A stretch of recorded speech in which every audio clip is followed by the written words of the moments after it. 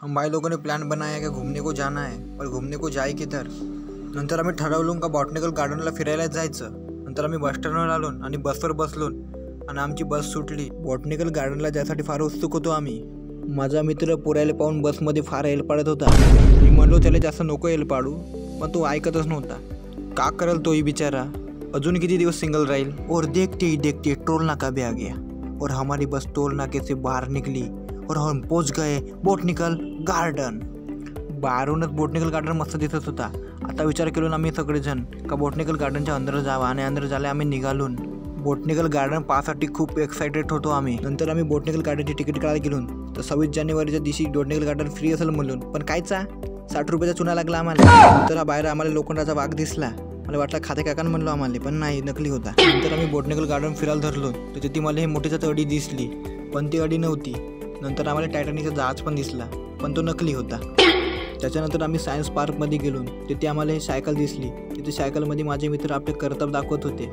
माझा मित्र सायकल चालवता अर्ध्यामध्ये थांबवून दिलं आणि एकटाच पागलासारखा हसत होता आणि हा तर गागल लावून पुरीला इम्प्रेस करतच पाहत होता, पण त्याची स्मार्ट मिस होतो म्हणून सगळ्या पुरे माझ्याकच पाहत होत्या।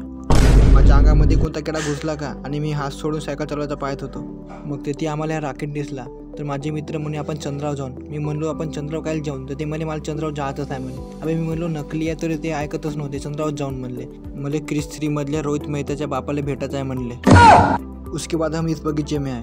ऐसा लग रहा था गर्लफ्रेंड होती तो मजा ही आ जाता, पर काय करू, आता 18 वर्ष झाले तरी अजून सिंगल असावं मी। तर आम्ही मच्छा पाल्यालो। माझा मित्र लहान पोरासारखा रड मानलं, मला मच्छीच पाहिजे म्हणे, मला मच्छीच पाहिजे म्हणले। मी त्याला म्हणलो छोटी बच्ची हो गया। मग मी त्याला समजवलो पापाचा बेडू कायस तू।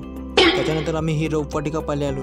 माझा मित्र म्हणे हा जंगलच हो म्हणे। मी त्याला समजवलो अबे रोपवाटिका हो, पण तो जंगलच हो म्हणे, ऐकतच नव्हता। त्याला कोणत्या जंगलामध्ये मंगल करायचा होता का माहीत नाही। रोपवाटिका फिरून झाल्यावर आम्ही दुसरीकडे आलो, तिथे आम्हाला वाघ दिसला। असं वाटलं का हा वाघ असलीच आहे, पण तो नकली होता। वाघ जर असली असता तर वाघासमोर मी माझ्या मित्राला ढकलून दिलो असतो आणि म्हणलो असतो डेकुल मुंगसा घेऊन जागे मारबत। त्यानंतर कातामध्ये आम्हाला काही पक्षी दिसले, असे वाटत होते की ते असलीच आहेत, पण तेही नकली होते। सगळा फिरून झाल्यावर आम्ही बाहेर आलो। आमची सगळ्याची पूर्ण जिरली होती आणि हा माझा मित्र म्हणे माझा सिनेमॅटिक व्हिडिओ बनवून दे म्हणे, मला पुरीला इम्प्रेस करायचं आहे म्हणे, पुरीला दाखवायचं आहे म्हणे। आता तुम्हीच सांगा या पुराला कोणती पोरगी पटेल, तुम्हाला माहीत आहे का एखादी? कशी असेल तर चालेल, फक्त जिवंत पाहिजे।